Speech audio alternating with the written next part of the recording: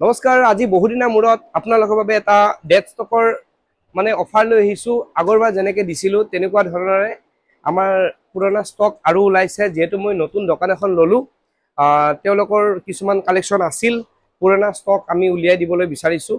এনেকুৱা ধৰণৰ jeans pant আৰু চাৰ্টো আছে।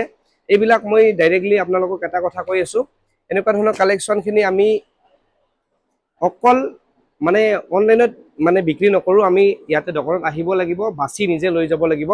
কাৰণ অনলাইনত কিছুমান বস্তু পঠাব নোৱাৰি, যিহেতু এইবিলাক ডেড ষ্টক হয়, কিছুমান দাগি দাগিও থাকিব পাৰে আৰু কিছুমানৰ দাগ নাইও।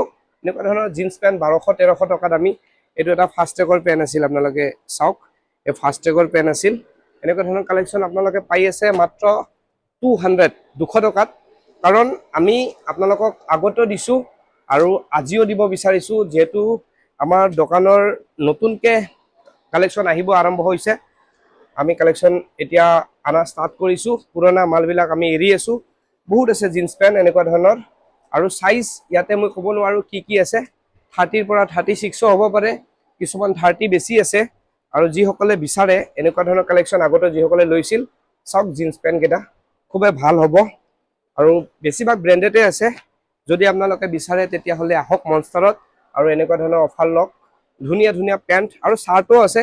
আমি এইবিলাক আৰু কৈ দিছোঁ, অনলাইনত এইবিলাক বিক্ৰী কৰা নহ'ব, দোকানত আহিব লাগিব, বাছি নিজে লৈ যাব। নহ'লে পিছত কথাটো অলপমান বেলেগ হৈ যাব। যদি কিবা দাগি চাগি অনলাইনত পঠাই দিওঁ, মানে বেয়া কথা হ'ব, বদনাম হ'ব মোৰ। গতিকে মই ভাবিছোঁ এনেকুৱা ধৰণৰ জিন্স পেণ্ট বহুত আছে, আপোনালোকে আহিব মনষ্টাৰত ল'বলৈ। কালিৰ পৰা অফাৰটো আৰম্ভ হৈছে। জয় অসম, জয় জুবিন দা।